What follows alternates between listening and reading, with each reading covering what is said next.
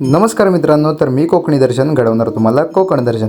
तर आज रविवार होता आणि रविवारचा पखवाज क्लास असतो आणि त्या ठिकाणी पखवाज वाजवणाऱ्या मुलांची गायकासोबत प्रॅक्टिस घ्यायची होती, म्हणून मला त्या ठिकाणी बोलवलं होतं। म्हणून आम्ही बाईकवरून तिकडे जाण्यासाठी निघालो। आजची प्रॅक्टिस ही नेवरे धामणशी येथे वसलेल्या स्वामी समर्थांच्या मठामध्ये होती।